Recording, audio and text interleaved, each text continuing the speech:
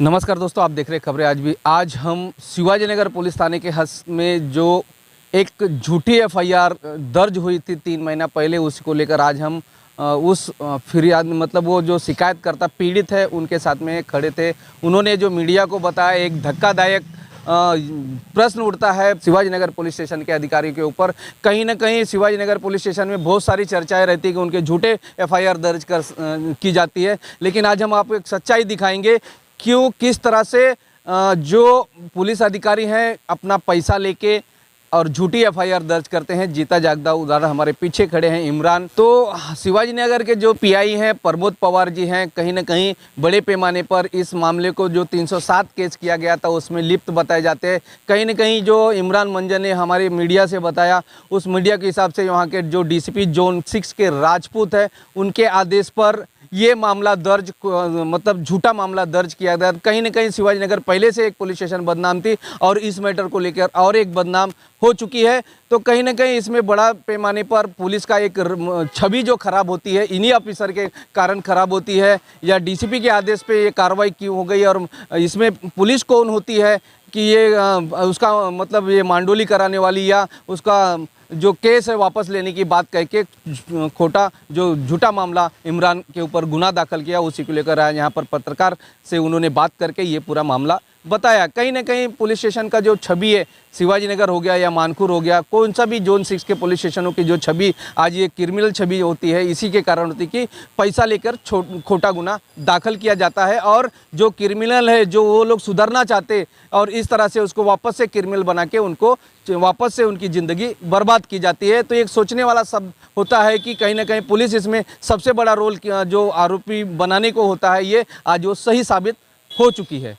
आइए सुनते हैं उनकी जुबानी क्या कहना है। इमरान मंजन किस तरह से उनको घर से बुलाया गया और किस तरह से पवार थे उनको केबिन में बिठाकर और वो केस लेने की बात कही और नहीं लेने के बाद इनके ऊपर 307 का गुना दाखिल किया गया। लेकिन गुना दाखिल होने के बाद जिस फिरियादी ने पहली जो एफआईआर दाखिल हुई थी उसमें 3 लोग ही नाम थे और उसके बाद चौथा आदमी कहां से लाया गया वो पवार साहब बताएंगे या डीसीपी राजपूत बताएंगे ये चौथा आदमी कहां से इमरान मंजर का नाम आया। और जब उसके बाद एफआईआर दाखिल हुई और दूसरे दिन उनके 200 लोग ने उस फिरियादी के पास गए, उन्होंने सीधा मना किया कि हमने उनका नाम नहीं लिया, जबरदस्ती पवार साहब ने बोला है। उसके बाद उन्होंने कोर्ट की एफिडेविट किया और उनको 7 दिन के अंदर बेल मिल गई। तो ये आप सोच सकते हैं कि कितना बड़ी जो पुलिस स्टेशन के पीआई हैं वो कितनी धूमिल इस एक के वजह से पूरा पुलिस स्टेशन बर्बाद होता है। कहीं ना कहीं ये पूरा मामला लेन देन का और मांडोली का लगता हुआ नजर आता है। भाई मेरे ऊपर हमला हुआ था, नियाज में दावत दे के बुलाया गया था मंडाला में। मेरे ऊपर वहाँ हमला हुआ, मेरा 307 का एफआईआर लल्लू भाई चौकी में बना। मेरे को बहुत प्रेशर आया केस रिटर्न लेने के लिए, मैंने केस रिटर्न नहीं लिया। पवार साहब मेरे को शिवाजी नगर के उनके कुछ पुलिस वाले आते, बोले सर बुलाए चलो बैठो गाड़ी में। मैं गाड़ी में बैठा, शिवाजी नगर गया। के बाद पवार साहब अपने केबिन में बुलाते हैं फैसल नागौरी का और बब्बू का केस, बोले तुम रिटर्न ले लो। बोला सर मेरा केस लल्लू भाई में बना है मानपुर चौकी में, आप शिवाजी नगर में मेरे को क्यों रिटर्न लेने बोल रहे? तो बोले फिर आपके ऊपर गुना दाखिला करना पड़ेगा, ऊपर से मुझे आदेश है। ना कुछ नोटिस दिया गया मेरे को, ना कुछ, चौकी में बुलाया गया, उठा के वहाँ से लॉकअप में डाल दिया गया। और आदेश मैंने पूछा सर कौन आपको आदेश दिया? बोले डीसीपी साहब का आदेश है तुम्हारे ऊपर केस लेने के लिए। बोला ठीक है। सर मेरा नाम इस्माइल शेख है, मैं दक्षिण मध्य मुंबई का ज़िला अध्यक्ष हूँ और शरद पवारगढ़ से। और सर ऐसा है कि इनकी वाइफ मेरे पास आई थी वकील के लिए, तो मैंने इनको वकील करके दिया था। तो उस टाइम में मुझे मालूम पड़ा कि इनका उसमें एफआईआर में नाम ही नहीं है। और दूसरा ये एफआईआर का ज़ेरॉक्स है, इसमें फर्स्ट एफआईआर कॉपी में इनका नाम नहीं है, आप देख सकते हो। इसमें फर्स्ट एफआईआर कॉपी के इसमें नाम ही नहीं है।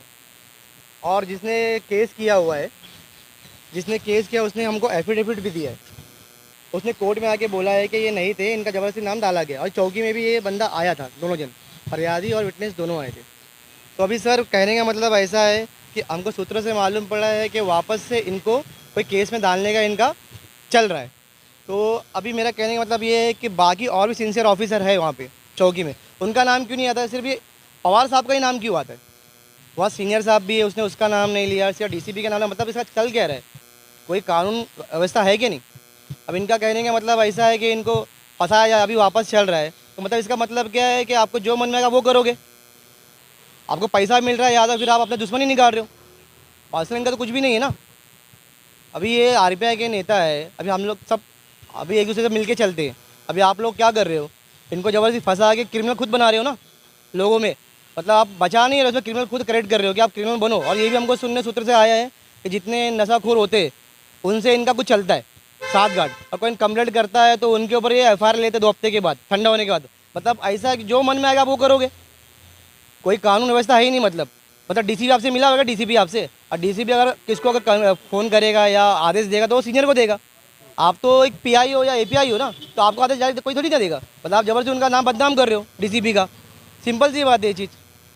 बस इतना ही कहना चाहूँगा कि सर कुछ इसके बारे में कुछ किया जाए और इस पर कुछ एक्शन लिया जाए। मतलब कोई भी लोग गरीब। आप एक आरोप लगा रहे पुलिस पे कि झूठा एफआईआर लेती है। हाँ क्या लगता है कि शिवाजी नगर भी चर्चे में रहता है कि प्रत्येक एफआईआर का जो इनका रेट फिक्स है, हाँ जैसा 324 हो गया, 326 हो गया, 307, क्या लगता है कि पवार साहब इसमें ये यही काम करते हैं पुलिस स्टेशन में सर। आके कि जिस हिसाब से उसको कायदा लगाना रहता है, आईपीसी लगाना रहता है, उस हिसाब से उनको पैसा मिल रहा है? सर हमको ये लगता है कि अगर ये इतना सिंसियर ऑफिसर होते तो पहले ये कार्रवाई करते, पता लगाते, उसके बाद में करते ना। और भी ऑफिसर वहाँ पे है तो उनका नाम क्यों नहीं आता है, सिर्फ इनका ही नाम क्यों आता है? क्योंकि ये ऑफिसर अनकरप्टेड लगता है हमको, करप्टेड ऑफिसर लगता है ये। ठीक है, क्या इसकी मांग करेंगे ऑफिसर के खिलाफ? आपने लेटर पत्र भी किया है? हमने हाई कोर्ट मारा है, 2 दिन में इनको नोटिस जाएगा। और हमने हाई कमिश्नर ऑफिस में कंप्लीट किया हुआ है, और एक ह्यूमन राइट्स में भी हमने कंप्लीट किया हुआ है, और गृह में भी एक कंप्लीट किया है हमने। इनका क्या है कि इनको जो मन में आएगा ये वो करेंगे ना। मतलब ऐसा है कि कोई गरीब आदमी रहेगा, अगर इनकी बात नहीं सुन रहा है, मतलब तुम ऐसा करोगे, आप बुलाओगे, कुछ करोगे, डाल दोगे। मतलब कोई सीनियर का कुछ वैल्यू, क्योंकि अगर नहीं होता तो ये प्रूफ कैसा होता?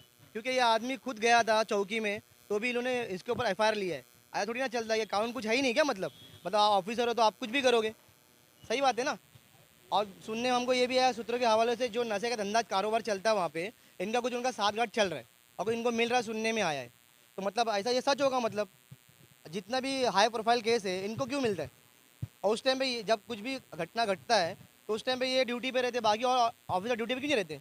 तो हमको डाउट लगता है कि ये इसमें हर मैटर में मिला हुआ है, तो हमको इस पर कार्रवाई चाहिए। अच्छा, ये जो मामला पूरा बताया जा रहा है कि ये लल्लूबाई पुलिस स्टेशन का मामला है और शिवाजी नगर इसमें बीच में इन्वॉल्व क्यों हो गई, क्या लगता है? सर हमको ये सुनने में आया है कि क्योंकि जो फैसल नागौरी है, फैसल नागौरी जिसका नाम है, वो और वो बब्बू बब्बू बब्बू वहाँ पे हार्ड कोर क्रिमिनल है, वहाँ पे बड़ा क्रिमिनल है वहाँ पे।